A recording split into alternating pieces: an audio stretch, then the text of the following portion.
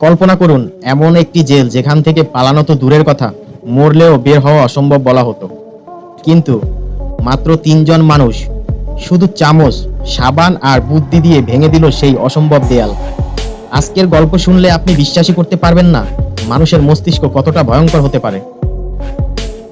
আমেরিকার সরকার বুক ফুলিয়ে দাবি করত এই জেল থেকে একটা পাখিও পালাতে পারবে না, কিন্তু সেই অহংকার এক রাতেই চূর্ণ বিচীর্ণ হয়ে যায়।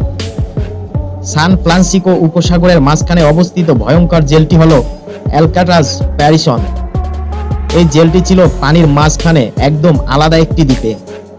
চারদিকে বরফ, ঠান্ডা পানি, প্রচণ্ড স্রোত আর হিংস্র ঢেউ, যেখানে নামলেই মৃত্যু প্রায় নিশ্চিত। জেলের ভেতরে বন্দী থাকতো আমেরিকার সবচেয়ে বিপজ্জনক অপরাধীরা। এমনকি কুখ্যাত গ্যাংস্টার আল কাপানো এখানে ভেঙে পড়েছিল। প্রতিদিন 10-12 বার বন্দীদের গণনা করা হতো। প্রতি 3 জন বন্দীর জন্য একজন অস্ত্রধারী গার্ড ছিল। দেওয়ালগুলো ছিল কংক্রিট আর স্টিলের, ভাঙা অসম্ভব। কিন্তু এই জেলেই একদিন আসে এক ভয়ঙ্কর মস্তিষ্কের মানুষ, ফ্রাঙ্ক মরিস। তার আইকিউ ছিল 133, অসাধারণ বুদ্ধিমান। ছোটবেলা থেকেই সে জেল ভাঙার ওস্তাদ। তার সাথে ছিল 2 ভাই, জন এবং ক্লারেন্স অ্যাংলিন। ব্যাংক ডাকাতিতে এরা ছিল মাস্টার। আর ছিল অ্যালেন ওয়েস্ট, একজন মেকানিক। 4 জনের সেল ছিল পাশাপাশি। তারা ধীরে ধীরে পরিকল্পনা শুরু করলো। ফ্রাঙ্ক বুঝে গেল জোর করে পালানো যাবে না, দরকার হবে বুদ্ধির। সে খেয়াল করলো সেলের নিচে ছোট্ট একটা ভ্যান্ট, বাতাস ঢোকার ছিদ্র। আশ্চর্যের বিষয়, ওই অংশটা একটু দুর্বল। ওরা চামচ দিয়ে ধীরে ধীরে ঘষতে শুরু করলো।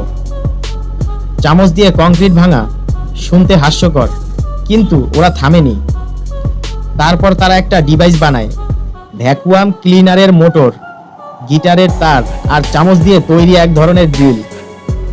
ড্রিলের শব্দ ঢাকতে ফ্রাঙ্ক প্রতিদিন জোরে অ্যাকর্ডিয়ন বাজাতো।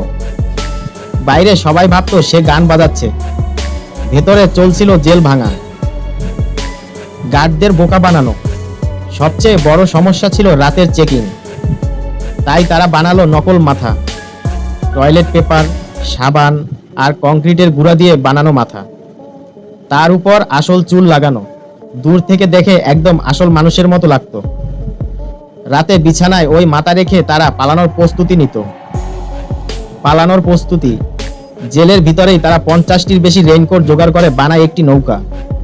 গরম পাইপের ভাপ দিয়ে সেগুলো সিল করে দেয় যাতে পানি ঢুকতে না পারে। এমনকি কাঠ দিয়ে চুপচাপ বৈঠাও বানিয়ে ফেলে। সেই ভয়ঙ্কর রাত 11 জুন 1962 সাল, রাত 9:30।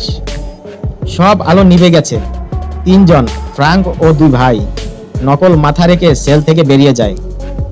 কিন্তু অ্যালেন ওয়েস্ট বের হতে পারেনি, কারণ তার দেয়াল ছিল খুবই শক্ত। 3 জন এগিয়ে যায়।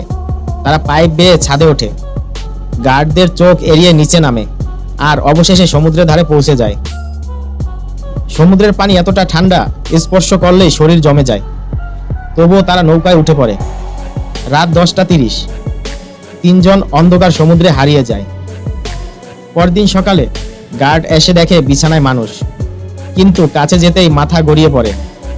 পুরো জেল কেঁপে ওঠে, সাইরেন বাজতে থাকে। FBI তল্লাশি চালায়। কিছু রেইনকোট আর ছবি পাওয়া যায়। সরকার বলে তারা মারা গেছে, কিন্তু লাশ কখনো পাওয়া যায়নি। হঠাৎ একটি রহস্যময় চিঠি। 2013 সালে একটি চিঠি আসে। লেখা ছিল, আমি জন অ্যাংলিন, আমরা বেঁচে গেছি। কিন্তু সত্যি না মিথ্যা আজও অজানা। এই ঘটনা প্রমাণ করে মানুষের মস্তিষ্ক যদি ঠিকভাবে কাজ করে, অসম্ভব বলে কিছুই থাকে না। তাহলে আপনার কি মনে হয়, ওরা কি সত্যি বেঁচে গিয়েছিল, নাকি সমুদ্র তাদের গ্রাস করেছিল? আপনার মতামত কমেন্টে লিখে যান। ভিডিওটি ভালো লাগলে একটি লাইক দিন, আর এমন রহস্যময় সত্য ঘটনা জানতে এখনই সাবস্ক্রাইব করুন নিষিদ্ধ রহস্য।